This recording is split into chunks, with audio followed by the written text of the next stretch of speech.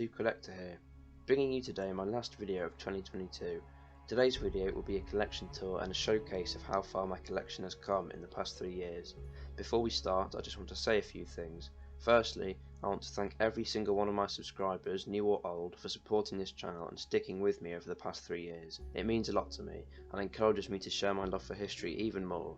2022, as much as it has flown by, has been a brilliant year for my channel, and although it's very small and modest and the content has been very limited, I've seen a very considerable increase in views, likes and subscriptions this year, which makes me very happy.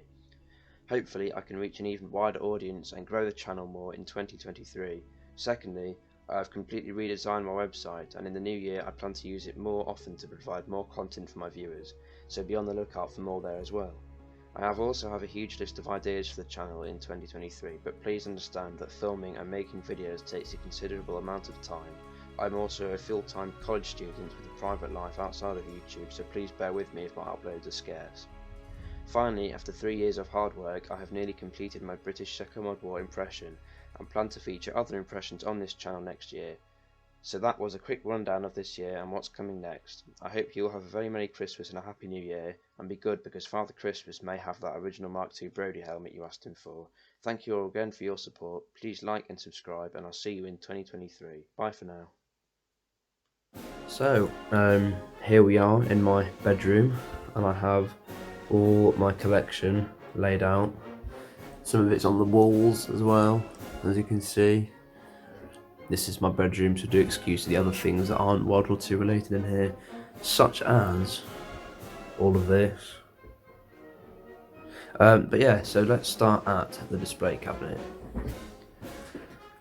So, taking a look at the top shelf, we have a original home front British Army Brody Mark II with the large bolt on top.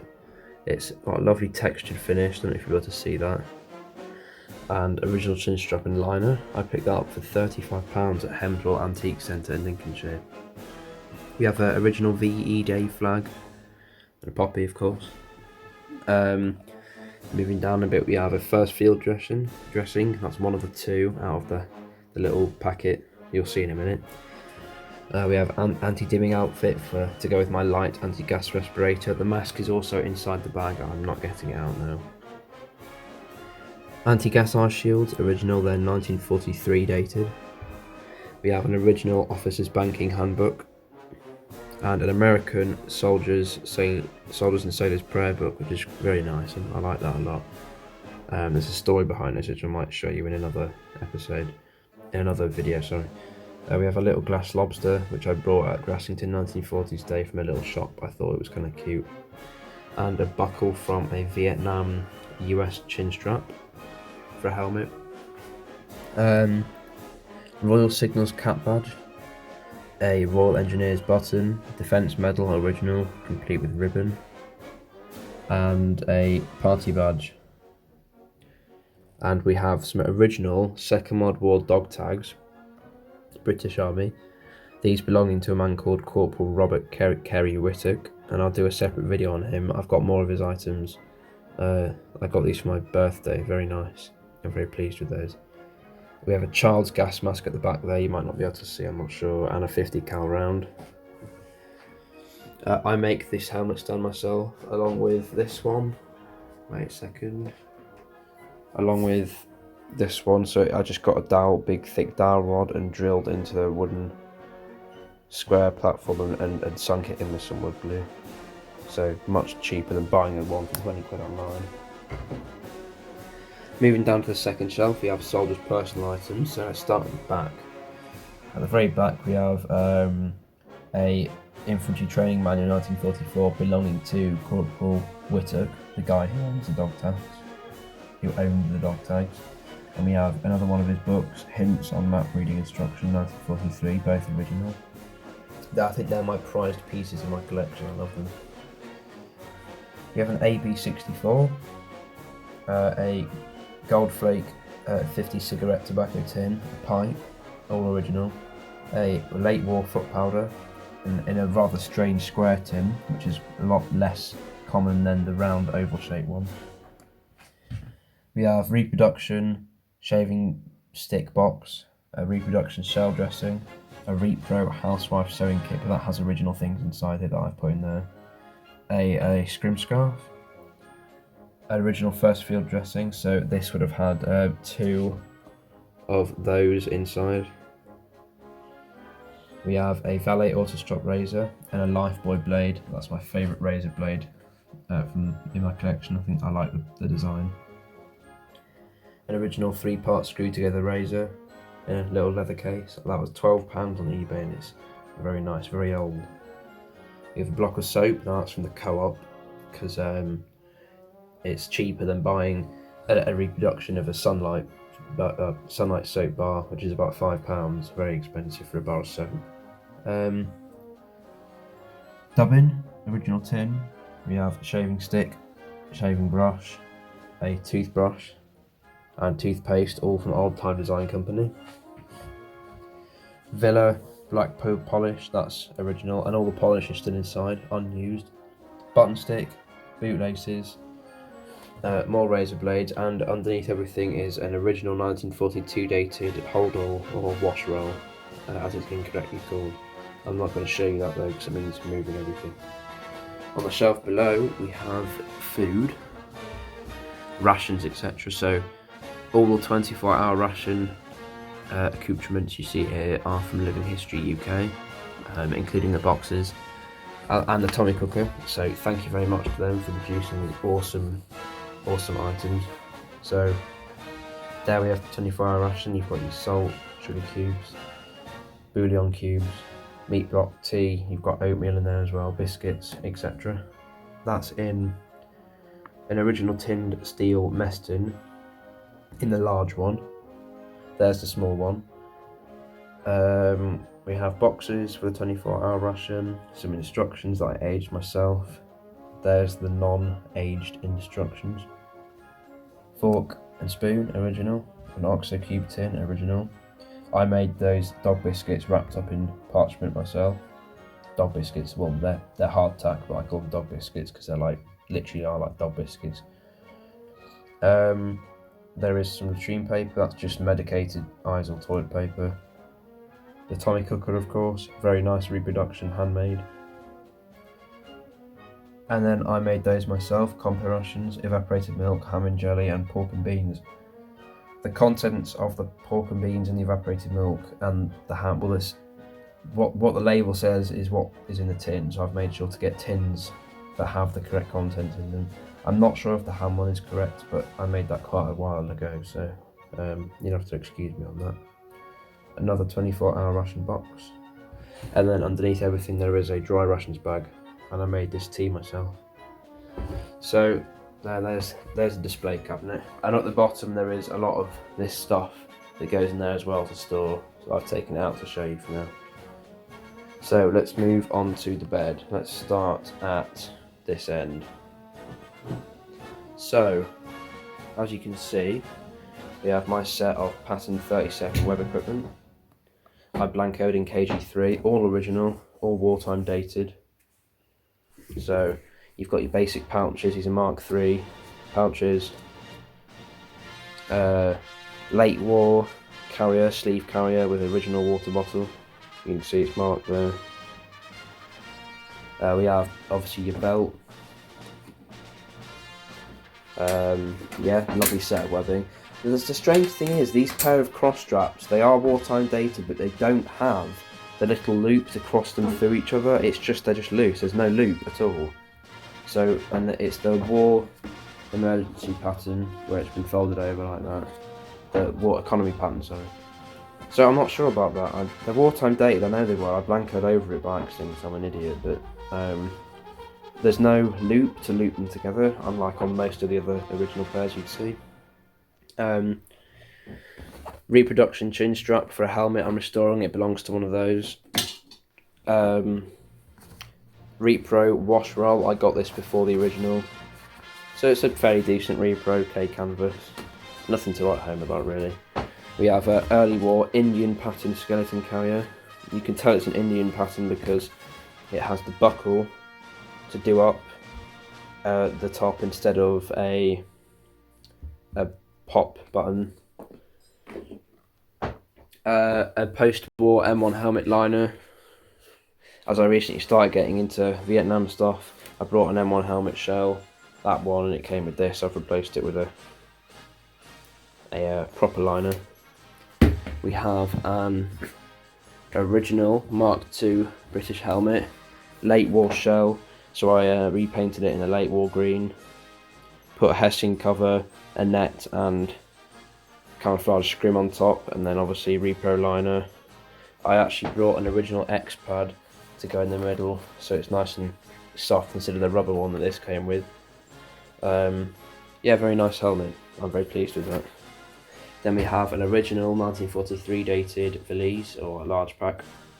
These were used right from World War I all the way up until the 50s, 60s.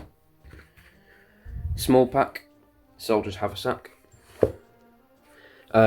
Carried everything a soldier would need with him when he was going into battle, so such as a light change of socks, light change of clothes, sorry, holdall with his wash kit, what rations, etc. And then here we have US stuff, because I started getting into Vietnam stuff a lot. I watched We Were Soldiers again, and I don't know why, it just kind of sparked an interest, so I'm going to start doing a 1st Air Cavalry Division impression.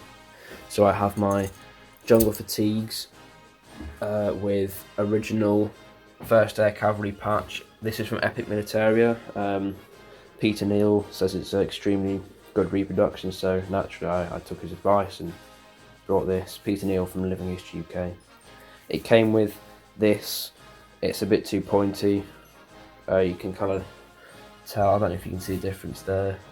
The colour's a lot darker on the original, and the shape of the horse is better, so I replaced that. But apart from that, it's a lovely jacket. I'm really pleased with that. So 1st pattern jungle fatigues. And then here we have, at the minute, my prized possession, my original M1 helmet, paratrooper variant, with the paratrooper variant liner. The only thing that's not original is the cover and the rubber band. Everything else is original. So the shell is original US made, Vietnam 1960s dated shell.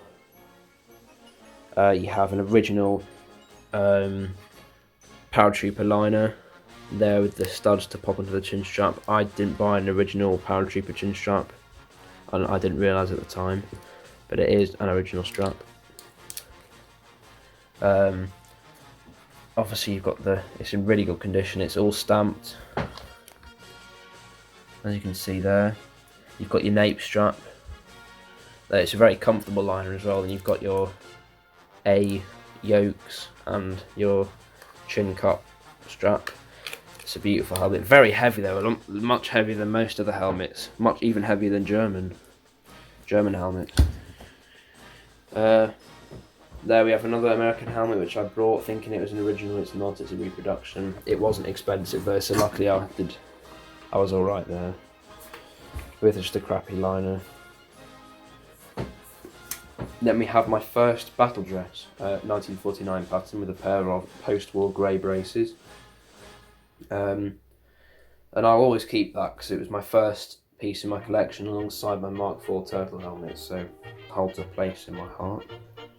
Then we've got Soldier of Fortune ammunition boots, repro obviously, made by K Canvas. However, they're a brilliant reproduction. I'd highly recommend them. They seem extremely hard wearing, they're well made and highly accurate as well. I've polished these a bit. I mean, just look at the sole, you can tell it's good quality. It just looks really nice and feels brilliant to wear as well. They're comfortable.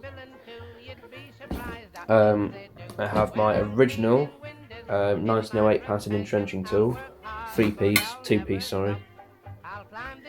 This one is, obviously this isn't dated, the markings are so faint I can't read them, but this could be a World War I reissue head for all I know.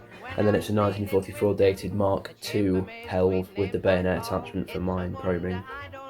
An original cover, 1930, well no, what's the date on? 1942 dated on the cover, on the holder, sorry. Under that we have my collarless shirt. You can see the button up front there. From Soldier of Fortune, very good reproduction, nice soft wool. nice and comfortable, keeps you warm. You wear it under battle dress. Original light anti-gas respirator filter. This is a post-war one. Got that from the Yorkshire Wartime Experience. It's a Danish reissue. It contains asbestos, so I have taped up the filter. Then I have an original 303 bandolier. Inside here are all my inert rounds. I've put them in pairs of 5. So when I get stripper clips, because they're very expensive at the minute, and I don't want to spend like £7 on stripper clips, and I can't afford that anyway, because I need about 20, so it'd be expensive. But once I get more stripper clips, I can then fill this properly. But it's a very nice bandolier. Tin mug. Now I'd advise you to stay away from K canvas reproductions. Soldier of Fortune sell these, because as you can tell by the inside, I used it once and stirred my drink, and it just ruined the inside. It's all like kind of chipping off. You get bits of enamel floating in your drink, so don't buy these from Soldier of Fortune. A 1971 dated button stick. We have my number 4 Mark 1 spike bayonet for the number 4 Mark 1 rifle. Sorry, it's actually it's a Mark 2 star bayonet for the number 4 Mark 1 rifle. So you've got 1944 dated scabbard. If you can just see the date there on the scabbard, and the reproduction frog, which I did the little buttonhole and the stitch around the outside, like you see most of them,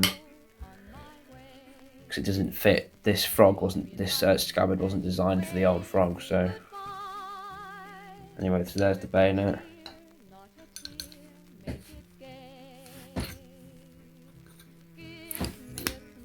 We have original pair of gaiters. This is my first pair of gaiters. They don't fit me now, they're too small. But they're a nice piece for the collection. Nicely marked, but there's no date. I can't see a date. But they're a nice, like, early war pea green colour with the leather tabs. Then we have a Rover haversack strap. Rover Car Company, made by my Rover Car Company, 43 dated. That came with my haversack actually, but it's not on there at the minute because I don't use it. Then we have a Pattern 37 webbing belt in RAF blue. That's my favourite belt I own. I just like the colour, it's in good condition as well. Has some nice markings. Then we have my 2 Brengon mags. This is my favourite, as it has the wear from when they rock it in and out of the gun. I like that. It gives it character. Obviously stamped at the bottom there. And then I've added some inert rounds at the top for display. More inert rounds here. I like this as an original silver point. You can see the dates at the top there, 1942. I like that a lot. Then these are all original as well, 1944, dated all the rounds, and an original clip. That cost £16. You can tell how much they're worth a lot of money, these stripper clips. Charger clips, sorry. And then we have a rubber Mills bomb from Soldier of Fortune. These are good reproductions. It's just a nice little pouch filler for display. Or you could paint these the explosive markings on if you wanted to, like the little cross shape. It's because a deactivated grenade are getting so expensive nowadays. You're talking £100 for one, and I can't afford that. So these are my next best option. Underneath all of that, you have my Pattern 37 webbing. Sorry, what am I on about? Pattern 37 battle dress trousers, or battle dress serge, made in the early style with the brass buttons, pleated pockets, etc.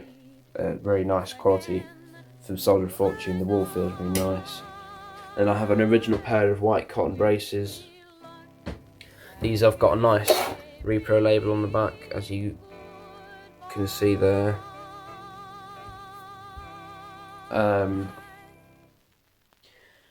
Then at the back, these are the last 2 items on the bed. We have my first ever item for my collection. This is my Mark IV turtle helmet. As you can see, it's been repainted and I sanded it off. So it was obviously in the original green colour. I wanted to convert it to a Mark III.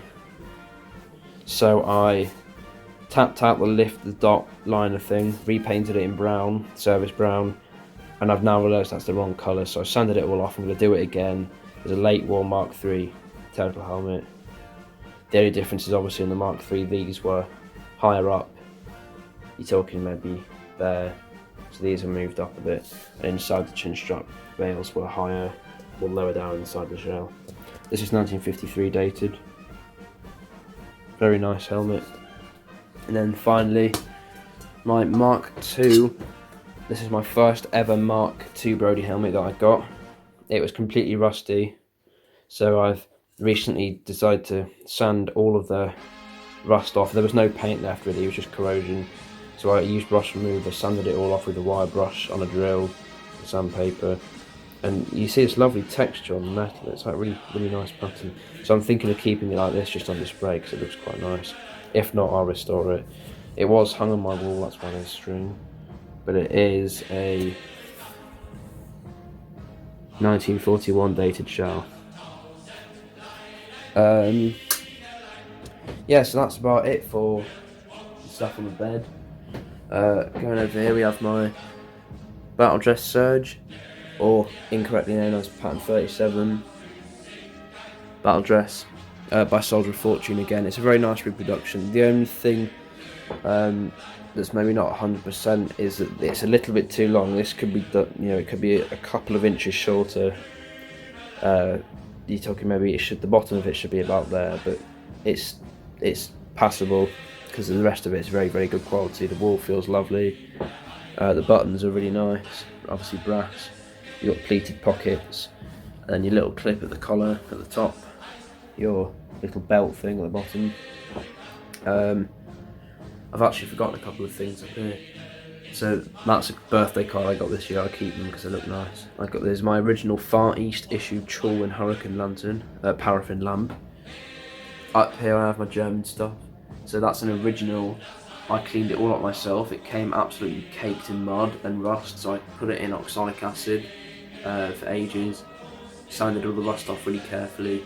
And underneath was that original here decal. So that's lovely. There's so much original paint left on it as well. So I'm going to sell that thing for a good price. Underneath we have German soldier's gas mask tin used as a grease tin on the artillery gun recovered from Sevastopol in the Crimea.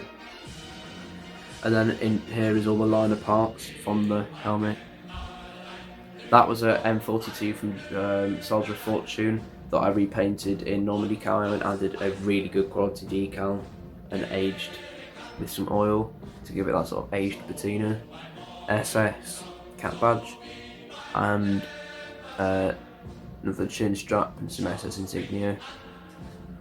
So then I have this random Russian thing that was on a D&B Militaria for £4 a box, so with 20 rounds. I thought that was interesting, so I sort of brought that.